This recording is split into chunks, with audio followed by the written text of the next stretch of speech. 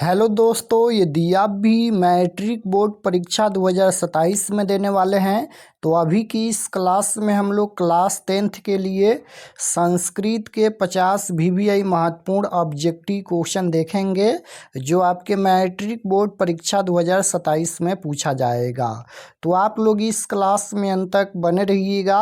अभी की इस क्लास में हम लोग संस्कृत के 50 सबसे महत्वपूर्ण VBI ऑब्जेक्टिव क्वेश्चन देखेंगे मैट्रिक बोर्ड एग्जाम 2027 के लिए।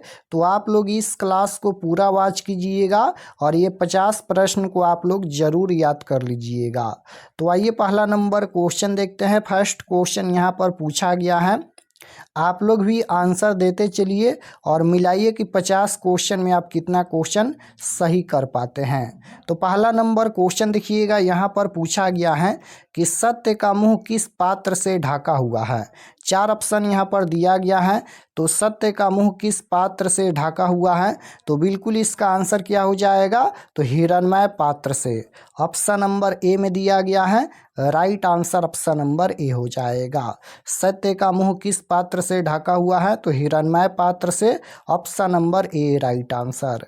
क्वेश्चन नंबर 2 यहाँ पर पूछा गया है कि मेगास्थनीज पटना किसके समय में आया था। मेगास्थनीज पटना किसके समय में आया था, अशोक के समय में, या मुगल वंश काल में, या चंद्रगुप्त मौर्य के समय में, या फिर अंग्रेजों के समय में। तो मेगास्थनीज पटना किसके समय में आया था, तो बिल्कुल इसका आंसर क्या हो जाएगा, मेगास्थनीज पटना ये किसके समय में आया था, तो याद रखिएगा चंद्रगुप्त मौर्य के समय में। Option number C right answer हो जाएगा। मेगास्थनीज पटना किसके समय में आया था, तो चंद्रगुप्त मौर्य के समय में। क्वेश्चन नंबर 3 यहाँ पर पूछा गया है कि मंगलम पाठ में कुल कितने मंत्र यानी पद हैं। तो मंगलम पाठ में कितने मंत्र संकलित हैं, तो याद रखिएगा मंगलम पाठ में 5 मंत्र संकलित हैं। और मंगलम पाठ ये कहाँ से लिया गया है, तो उपनिषद से लिया गया है। तो बिल्कुल इसका आंसर ऑप्शन नंबर ए हो जाएगा 5। क्वेश्चन नंबर 4 यहाँ पर पूछा गया है। 4 नंबर क्वेश्चन देखिएगा कि हिरणमय पात्रन दृष्टि यह मंत्र किस उपनिषद से उद्धत है, यानी यह मंत्र किस उपनिषद से लिया गया है, तो ईशावास्योपनिषद से लिया गया है। Right answer option number A हो जाएगा। क्वेश्चन नंबर 5 यहाँ पर पूछा गया है कि पाटलिपुत्र वैभव पाठ में किस शहर का वर्णन किया गया है। तो पाटलिपुत्र वैभव पाठ में पटना का वर्णन किया गया है। Right answer option number C हो जाएगा पटना। क्वेश्चन नंबर 6 यहाँ पर पूछा गया है कि दामोदर गुप्त ने किस काव्य की रचना की है।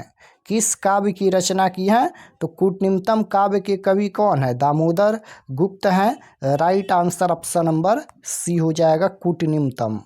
क्वेश्चन नंबर 7 यहाँ पर पूछा गया है कि पटना का इतिहास कितना पुराना है।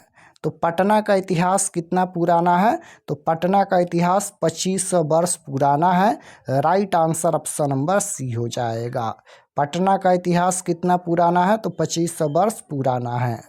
क्वेश्चन नंबर 8 यहाँ पर पूछा गया है कि पाटल पुष्पों की पुतलिका रचना के आधार पर पटना का कौन सा नाम है। पटना का कौन सा नाम है, तो पाटलिपुत्र है। Right answer option number C हो जाएगा पाटलिपुत्र। क्वेश्चन नंबर 9 यहाँ पर पूछा गया है कि पटना में कौमुदी महोत्सव कब मनाया जाता था। तो पटना में कौमुदी महोत्सव कब मनाया जाता, किसके काल में मनाया जाता था, तो यहाँ पर गुप्त वंश काल में मनाया जाता था। और किस ऋतु में मनाया जाता था, तो याद रखिएगा शरद ऋतु में पटना में कौमुदी महोत्सव मनाया जाता था, ये गुप्त वंश काल में। तो राइट आंसर ए हो जाएगा। क्वेश्चन नंबर 10 यहाँ पर पूछा गया है कि पाटलिपुत्र पटना के नाम से कब से प्रसिद्ध हुआ। पाटलिपुत्र पटना के नाम से कब से प्रसिद्ध हुआ, तो राइट आंसर हो जाएगा मध्यकाल में। Option number C right answer हो जाएगा मध्यकाल में। क्वेश्चन नंबर 11 पूछा गया है कि वीरेश्वर कौन था। वीरेश्वर कौन था, तो ये मिथिला का मंत्री था। राइट आंसर ऑप्शन नंबर यहाँ पर बी हो जाएगा मिथिला का मंत्री। क्वेश्चन नंबर 12 पूछा गया है कि आलस सला में आग क्यों लगाई गई। आलसला में आग क्यों लगाई गई? तो याद रखिएगा आलसियों की परीक्षा लेने के लिए।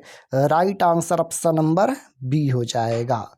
आलसला में आग क्यों लगाई गई? आलसियों की परीक्षा लेने के लिए। जब आलसला में आग लगाई गई तो धूर्त आलसी भाग गए थे, लेकिन 4 वास्तविक आलसी नहीं भागे थे। चारों यहाँ पर वास्तविक आलसी थे। तो याद रखिएगा आलसला में आग क्यों लगाई गई? आलसियों की परीक्षा लेने के लिए। और आलसला में आग लगने पर धूर्त आलसी भाग गए थे, लेकिन 4 वास्तविक आलसी नहीं भागे थे। और आलसला में आग कब लगाई गई? तो जब सब सो रहे थे तब। आलस कथा पाठ के रचयिता कौन है? तो विद्यापति हैं। याद रखिएगा विद्यापति एक मैथिली कवि हैं। क्वेश्चन नंबर 13 पूछा गया है यहाँ पर कि याज्ञवल्क्य ने आत्म तत्व की शिक्षा किसको दी थी? तो राइट आंसर हो जाएगा मैत्री को। Option number A right answer हो जाएगा मैत्री को। क्वेश्चन नंबर 14 पूछा गया है कि सौर शुक्ला सरस्वती किसने कहा? तो सौर शुक्ला सरस्वती किसने कहा?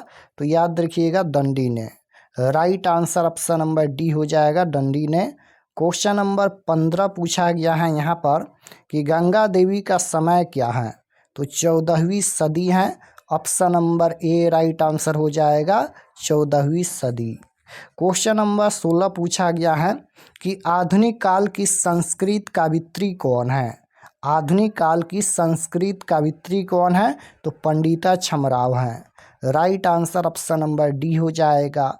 क्वेश्चन नंबर 17 पूछा गया है यहाँ पर कि किसके गीत देवता भी गाते हैं? तो भारतवर्ष। भारतवर्ष के हो जाएगा option number A correct answer होगा भारतवर्ष के। क्वेश्चन नंबर 18 पूछा गया है यहाँ पर कि प्राचीन संस्कृति की पहचान किससे होती है? तो प्राचीन संस्कृति की पहचान किससे होती है? संस्कारों से। Option number B right answer हो जाएगा संस्कारों से। क्वेश्चन नंबर 19 पूछा गया है कि सीमांत नयन किस प्रकार का संस्कार है? सीमांत नयन ये किस प्रकार का संस्कार है? ये कब होता है? तो ये जन्म पूर्व संस्कार है, यानी जन्म के पहले होता है। Right answer option number A हो जाएगा।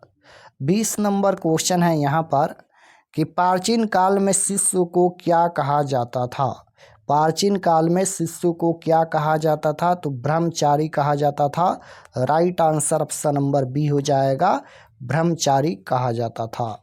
क्वेश्चन नंबर 21 पूछा गया है नीति श्लोका पाठ किस ग्रंथ से संकलित है? नीति श्लोका पाठ जो है वह किस ग्रंथ से संकलित है? तो ये विदुर नीति से संकलित है। Right answer option number A हो जाएगा, ये विदुर नीति से संकलित है। क्वेश्चन नंबर 22 पूछा गया है कि स्वामी दयानंद के बचपन का नाम क्या था? स्वामी दयानंद के बचपन का नाम क्या था? तो मूल शंकर था। Right answer option number C हो जाएगा मूल शंकर। क्वेश्चन नंबर 23 देखिए पूछा गया है कि पा धातु के लोट लकार मध्यम पुरुष एक वचन का रूप कौन सा होगा? अब यहाँ पर ये व्याकरण का क्वेश्चन है, तो ये पी हो जाएगा ऑप्शन नंबर सी।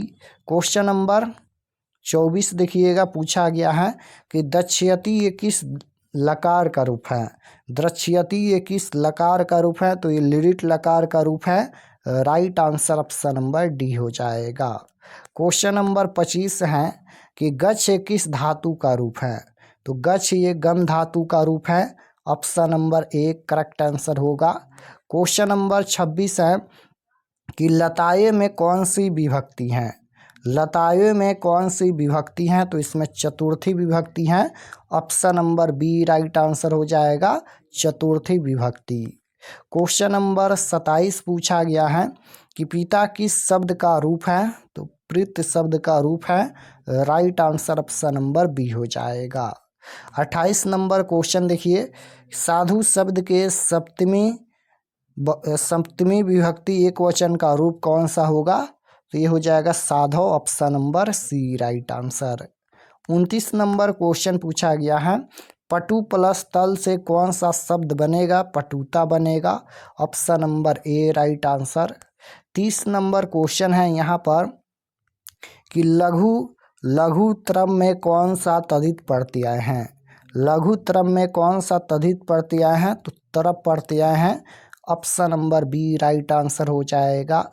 31 नंबर क्वेश्चन है कि आगत शब्द में कौन सा प्रत्यय है। आगत शब्द में कौन सा प्रत्यय है, तो आगत में ल्यूप प्रत्यय है। Right answer option number C हो जाएगा, ल्यूप प्रत्यय है। क्वेश्चन नंबर 32 है कि भू प्लस रुत से कौन सा शब्द बनेगा। तो भू प्लस रुत से कौन सा शब्द बनेगा, तो भवत बनेगा। Option number D right answer हो जाएगा, भवत। क्वेश्चन नंबर 33 पूछा गया है, राजन प्लस डीप से कौन सा शब्द बनेगा। राजन प्लस डीप से कौन सा शब्द बनेगा, राज्ञ बनेगा। Option number A right answer हो जाएगा, राज्ञ। क्वेश्चन नंबर 34 है, मूर्खा में कौन सा स्त्री प्रत्यय है। इसमें टाप प्रत्यय है। Right answer option number C हो जाएगा, टाप प्रत्यय। 35 नंबर क्वेश्चन देखिए, मंदाकिनी वर्णम पाठ के कवि कौन है। तो मंदाकिनी वर्णम पाठ के कवि कौन है, तो वाल्मीकि जी हैं। Right answer option number C हो जाएगा। क्वेश्चन नंबर 36 पूछा गया है कि बृहस्पति कथा पाठ के रचयिता कौन है। तो बृहस्पति कथा पाठ के रचयिता कौन है, तो नारायण पंडित हैं। Right answer option number B हो जाएगा। क्वेश्चन नंबर 37 पूछा गया है कि क्रंशः दानवीरता पाठ किस ग्रंथ से संकलित है। क्रंशः दानवीरता पाठ जो है वह किस ग्रंथ से संकलित है, तो ये कर्णभार से संकलित है। Right answer option number A हो जाएगा। 38 नंबर क्वेश्चन है, न्याय दर्शन के प्रवर्तक कौन है। तो न्याय दर्शन के प्रवर्तक कौन है, गौतम है। Option number B right answer हो जाएगा, गौतम। क्वेश्चन नंबर 39 पूछा गया है कि आर्यभट्टियम किसकी रचना है। आर्यभट्टियम ये किसकी रचना है, तो यह रचना आर्यभट्ट की है। Right answer option number D हो जाएगा, आर्यभट्ट की ये रचना है। क्वेश्चन नंबर 40 है कि निर्मलम का संधि विच्छेद क्या होगा, तो निह प्लस मलम हो जाएगा।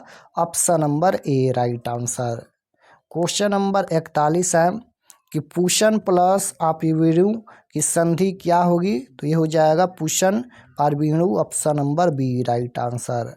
क्वेश्चन नंबर 42 है, ई प्लस अ के मेल से कौन सा नया वर्ण बनेगा, यानी इसको जोड़ेंगे तो कौन सा नया वर्ण बनेगा, तो ई प्लस अ के मेल से य बनता है। Right answer option number C हो जाएगा, ई प्लस अ के मेल से क्या बनता है, तो य बनता है। क्वेश्चन नंबर 43 पूछा गया है, यहाँ पर 43 नंबर क्वेश्चन देखिए कि जंतु निहितों में कौन सी संधि है, तो इसमें विसर्ग संधि है। राइट आंसर सी हो जाएगा, विसर्ग संधि।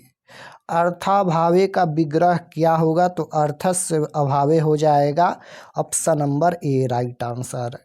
45 नंबर क्वेश्चन है, यहाँ पर अवयवी भाव समास का उदाहरण कौन सा है, तो उपगंगम हो जाएगा। Option number C right answer. Question number 46 है कि नीलो तोपलम में कौन सा समास है, तो इसमें कर्मधारय समास है। Right answer option number D हो जाएगा। 47 नंबर क्वेश्चन है कि इंथ भूत लक्षणे सूत्र का उदाहरण कौन है, तो आंसर हो जाएगा ऑप्शन नंबर बी जटाभि तापस्य ज्ञान। Option number B. Question number 48 देखिएगा, पूछा गया है कि डॉट पिता अपरण गति वाक्य रिक स्थान में कौन सा पद होगा, तो ऑप्शन नंबर सी हो जाएगा, रुदती बाल के हो जाएगा। 49 नंबर क्वेश्चन है, दान के अर्थ में कौन सी विभक्ति होती हैं, तो चतुर्थी विभक्ति होती हैं। क्वेश्चन नंबर 50 है कि किस शब्द में परा उपसर्ग जुड़ा है, तो देखिए इसमें प्रा जुड़ा है, प्रा जुड़ा है, परि जुड़ा है। प्रा ऑप्शन नंबर ए में दिया गया है। राइट आंसर ए हो जाएगा। यहाँ पर परा है तो पराकाष्ठा में प्रा उपसर्ग है। Option number A right answer. तो यहाँ पर हम लोग संस्कृत के 50 ऑब्जेक्टिव क्वेश्चन देखे हैं। आप लोग कमेंट में बताइए कि आपका कितना क्वेश्चन सही हुआ, और अगर आप लोग चैनल पर नए होंगे तो चैनल को ज़रूर सब्सक्राइब कर लेना, ताकि आने वाले नेक्स्ट क्लास आपके पास ज़रूर पहुँचे। तो मिलते हैं नेक्स्ट क्लास में, तब तक अपना स्टडी कीजिए। आप सभी को धन्यवाद।